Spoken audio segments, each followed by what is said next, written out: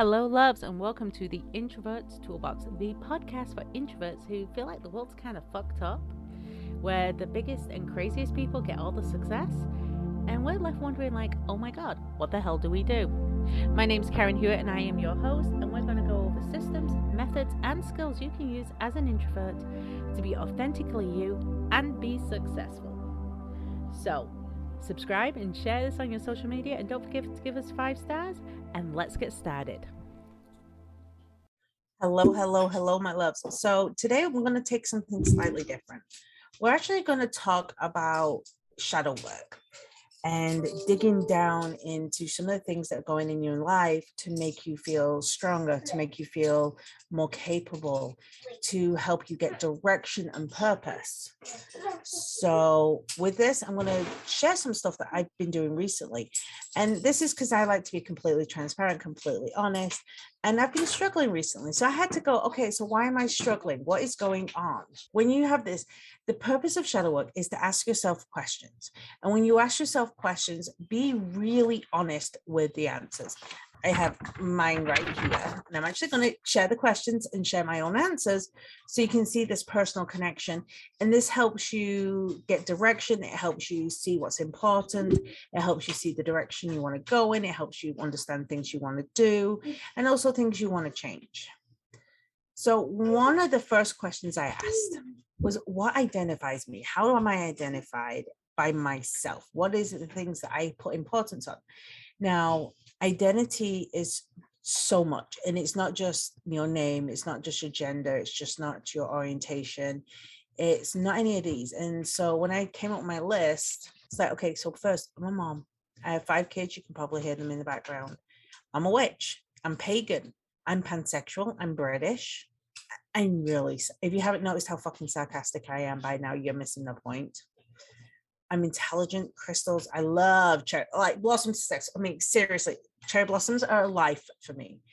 I'm an introvert. I love the word fuck, and I'm quick-witted. Okay, so that's who I am. I'm also real, and I'm also authentic, and I don't sugarcoat, stuff like that. So then it's like, well, who do I want people to see? Because you always have this who you are and who you want people to see. So let's look at who you want people to see. And it's like things like, I want them to see I'm kind, I'm strong, I'm independent, I'm authentic, I'm magical, I'm successful. I have a high EQ. Now, IQ, EQ, emotional intelligence. And I want to be pretty. I mean, this is like so shallow on that. Like, I want people to see me as pretty because I want to see me as pretty. I've always had a confidence issue about my appearance because I was told for so long how ugly and unattractive I was. So it's like, okay, how can I be pretty today? And it is a big deal to me. But I also want to be seen as a good mom. I'm a crazy mom, but I'm a good mom. So now I've given you the first 2 questions. What identifies you and how do you want people to see you? So then the next one was really difficult. Okay. The next question was really hard for me. It was like, what makes you happy? What is it that makes me happy? And if you've ever honestly asked yourself that question, and I mean, like, honestly asked yourself that question, people like always go, oh, and it's like when I was doing the first thing, it was puppies. I love puppies. I love being by the water. I love my family. I love playing with people. It's fun for me. I love to draw. I loved it when I used to play the piano. So it's like, maybe I should get back into playing the piano again. I loved it. I love to read. I am an avid reader. I read everything from nonfiction to fiction. And then what makes me happy is having connection, having love. I need to feel connected to somebody on a real deep level in order to feel happy with them. So I now know what identifies me. I now know how I want to be identified. I also know how I'm happy. So my next question, like I said, this is being real. This is being raw. I mean, like, I'm letting you in on the side that I didn't expect to share publicly because this was like shadow work. This is something deep and intimately personal to me. But you're going to find out who I am, like, on a cellular level, basically. It's like, how do I have fun? What is it that's fun for me? How do I have fun? It's things like, I love going to art exhibits. I love art. I love being a foodie. Like, oh my gosh, give me good food any day. Like, I love to eat. But I don't love to eat. It's like, it's so weird. I love to eat good food. I love being in nature. I love symphonies. I love opera. Oh my gosh, I could listen to an opera and just lose myself in an opera. And people don't expect that when they look at me, that I'm a big opera fan, but the stories, the drama, it's better than a telenovela. Ballet. I love ballet. I went to the Phoenix Ballet a few years ago, and I didn't care for it so much because it was not as high level as I've been used to seeing. But then again, when I grew up, I went to see things like the London Ballet. It's like the levels. It's something else. Stargate. Oh gosh, I love stars. I love astrology. I love doing my tarot. I love playing with my crystals. I love doing family activities, movies. Again, that connection's coming up, and reading time. So, okay, what I do to fun and what makes me happy, there's a lot of overlay. There's a lot of things that are crossing over to make it, stronger. So what I'm saying here is I really need more family time. I really need that connection. I nearly need time for myself to recharge. I'm an introvert. Reading is one of my recharge mantras. It's how I recharge. So then I started to dig into some of the more stressful things, like, well, what do I want? And that is like the biggest question you can ever ask anyone. Well, what do you want? And I'm not just talking about what I want for dinner. I'm talking about what do I want for life? So I came up with a lot of this, and it's like, oh gosh, I cannot believe I'm sharing this. What do I love? I want love. I want stability. I want calm and peace. I want financial freedom. I want to feel pretty. Like, I want to feel like, oh my gosh, she's so hot. And that's me. Again, that comes from years of being bullied on my looks. I don't want to be in pain anymore. I have a lot of like knee pain. I have migraines, things like that. And I want to come up with those solutions. So I don't want that pain anymore, that physical pain. And part of that is because I've been scared of going to the doctor. Now I'll share that on another podcast because that's kind of like a trippy story. I want that unconditional support, and I want to be heard. I want to be able to have conversations in relationships and friendships, and for someone to turn around and hear me and say, they don't have to agree with me, but listen to me and say, okay, I heard. Just, I know where you're coming from, or I understand where you think you're coming from. And then after hearing me say, okay, so how can I help? Or do you want help? Or do you just want support? I mean, I don't think I'm asking too much, but at the same time, I sometimes do. Excuse me. I'm going to take my drink. Yes, I love my cup. For those listening on the podcast, it says, I intend to be rich as fuck. Simple as that. So then it was like, well, what inspires me? So I know what I want, but what inspires me? And it's peace and calm. Peace and calm is always inspirational to me. My mom. And again, I'll have to do another episode when I talk about my mom, because I wish everyone had a mom like mine. And since she's been gone, she's missed. And she was my best friend. She was my everything. Love inspires me. And I've been one person that's been known to say, I don't believe in love. I don't believe in romance, but that's a front. That's something I do to hide the fact that love scares me and it inspires me. And I know that when that is there, it's going to be the most powerful, strongest thing in the world for me. But the whole journey to it is terrifying. And if you did not know, I'm Wiccan pagan, or one of the goddesses I lean heavily into, who I have lots of conversations with, who I love dearly, is Lilith, and my secondary is Athena. And then occasionally Freya will slap me upside the head. So, but Lilith is my primary. So that's what inspires me. And then it was like, okay, so what motivates? And now inspiration and motivation are two different things. Inspiration makes me feel, and motivation makes me want to go and do it. And my play here is like, because if you've ever heard of the love languages, and again, so now I've got like 3 more podcasts to come off this one totally, because I'll have to talk about the love languages. I always thought my love language was acts of service, because when someone does something special for me, it really just makes my heart like jump a little bit. It makes me go, oh, yes. So I always thought my love language was acts of service, but I'm realizing that I'm leaning now more towards words of affirmation. And I need people to tell me when I'm doing a good job. And I often joke that there's a little phrase, and those of you that know, Okay. If you know, you know.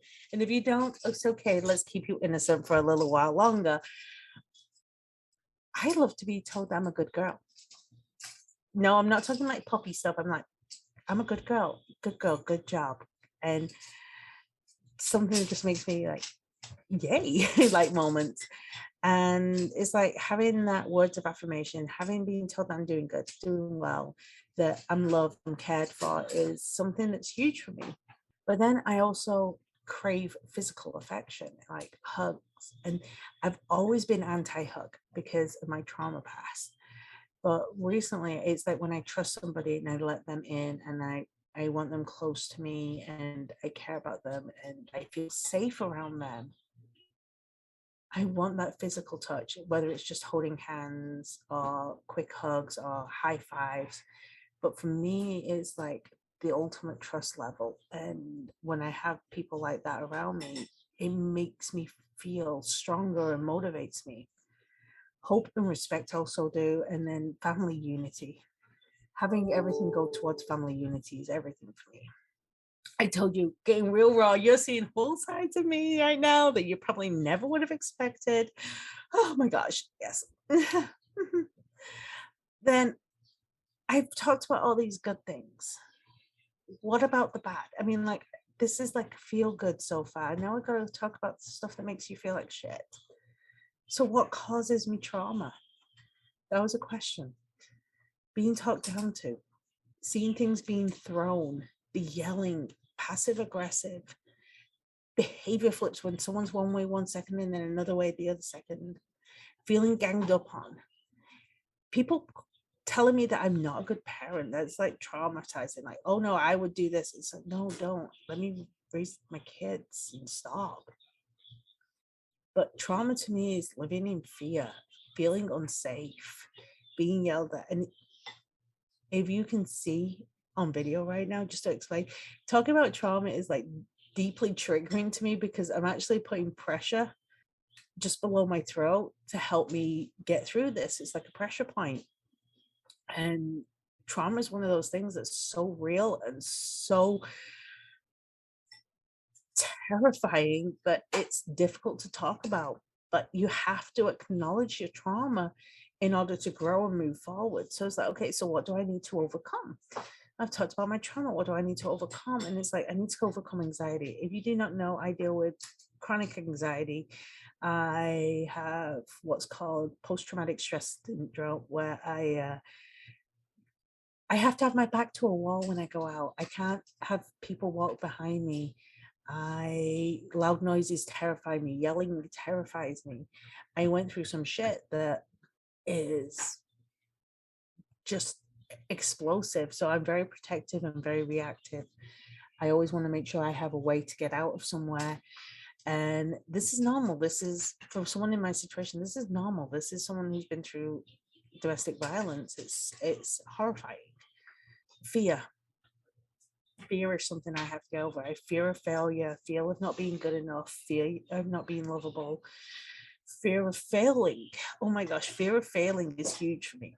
Pain, physical pain. Like I told you earlier, it's like I don't want to be in pain anymore because of my migraines. I think I need a knee replacement. I'm working with doctors to check on that because my knee went through a dashboard in the car accident when I was 18, and I've always had knee pain from it. And then I have agoraphobia. The pandemic made it worse. And I'm being so transparent here. And I don't know if you realize how difficult this is to be so transparent about it. That life is crushing at times. And I'm doing this to help myself and help others come through this. So, okay. So far, what we talked about was some good stuff. And then we talked about some scary stuff. Okay. So I then had to ask myself, well, what makes me sad? My current family situation makes me sad. Separation makes me sad. The kids that they have this lack of respect for me right now because things are up in the air a little bit. So they talk back to me a lot more than they used to. They argue with me a lot more than they used to.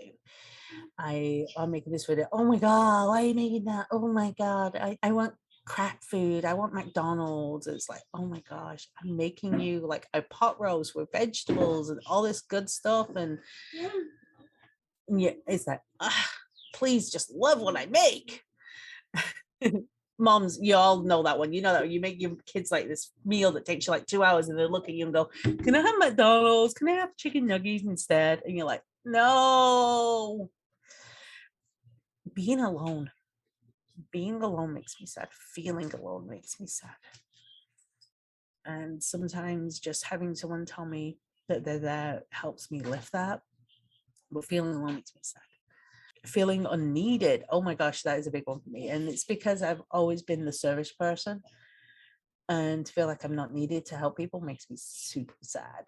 And also feeling like a failure. And there's so many ways that can come across. So I told you this was going to be raw. I told you this was going to be very real. So with all this down, I had to go, okay, so what the fuck do I want? Like, how am I going to do this? What are my goals? What are my strengths? Where am I going to look at? So I was like, okay, nonprofit work is super important to me. I love my nonprofit work. And it's like, what can I do with nonprofit? I help in leadership and communication. And it's like, I have drowning nonprofits I can work with. I want to launch my own nonprofit for CPR for kids. I want to help in domestic violence circles, all these things. So, okay, so now I know where I want to give back. What are my goals? What are my mental goals, my physical goals, my financial goals? I didn't put relationship goals on here yet because I have those and I didn't really want to share those. So those are going to be deeply personal to me at this time. But my relationship goals are definitely there. My mental goals, well, guess what? I need clarity. And then I also have to do the stupid thing where I have to go and get a GED. And why am I saying stupid? Is I have degrees. I'm very educated. I grew up in England. I went to university. I went to college. I did all that. I got my pieces of paper. And they're not in easy subjects either. They're all in sciences and maths. But they're not recognized here. Like, so I have to start from scratch because I'm in the US, which is really frustrating. So I'm like, okay, so then I'll go get my GED, go get another associate, get another bachelor, get another master's, get PhD, another one, and just get all my degrees all over again. But this time I want to do it in different topics. I want to grow my knowledge and grow my intelligence. But this way I have it and I can show my kids you can go to school, you can go to college, you can succeed. Physical, I have weight loss goals. Well, what woman doesn't? Okay, I want to be fucking skinny. I want to be beautiful, but I also want to be strong in my body. So I've put myself down at like 140 pounds is my weight loss goal. Not as how much I want to lose, but how much I want to weigh, because I think that way I'm not going to be too skinny. I'm not going to be too big, and I'm going to be healthy and strong. And it's like physically, I have hair goals, nail goals, Botox goals, because girl, I am getting older. And also I heard amazing things about Botox for migraines. You're noticing migraines might be an issue. I've mentioned them several times. Going to the gym, and I know when I lose weight, I've already lost 80 pounds. So to get down to the 140, it's like another 80 pounds. And when you look at that, that's a lot of weight to lose, okay? I know I'm going to need skin removal, but also in the physical, I've put going to the doctor. I've got going to do these medical things. I've got going doing these things so that way I can get better and stronger. And then financially, it's like, okay, so 8 figures. 8 figures is my minimum desire right now, because with that I can have a beautiful home, I can take care of my family, I can have freedom, investments, savings. I can make sure my family have a legacy in place because I don't want them to ever worry about anything. And yes, I'm going to work my ass off to get there. So how do I want to make money? We just talked about it. It's like, so how do you want to make money? And this is something I help some of my clients with, is I help them dig down to what it is that they want to do and what makes them happy, what inspires them and motivates them. And I put them on that path where they're taking what inspires them, what motivates them, what makes them happy, and using that to turn that into a passion project, and a passion project that's rewarding. So it's like my coaching, my writing, my content creation, the fact that I'm an affiliate, a representative for a company that I believe in as well. I mean, that's always strong to be. And that I speak, I get on stage and I speak. Yes, you just listen to me ramble for like 10 minutes because this was something that was just raw and honest for me to share with you. But I help people create lives that they're dreaming of. I help people get a hang on their marketing. I help people get through situations that were mentally and emotionally crushing. And the reason I do this is not because I'm perfect. I'm far from perfect, but I've been there. I've gone through it. I go through it. I deal with it, and I look at it, and I learn from it, and I love from it. So this is like a very basic shadow work thing that I did, and I'm going to read the questions again. Please, if you need to, I'll make sure the questions are in the show notes, but write them down, answer them yourself. What identifies you? Who do you want people to see? How do you have fun? What makes you happy? What do you want? What motivates you? What inspires you? What are your traumas? What are you going to overcome? What do you want? What's important to you? What are your goals? Oh, don't forget, what's traumatizing to you and what makes you sad? We do this not to put yourself down, but to help you see what's going on. That way you can grow from it and you can use it as a tool and get through it. What your goals? Look at the mental, physical, financial, relationship, and then how do you want to make money? How do you want to live life? What is it you want to do? What is your purpose?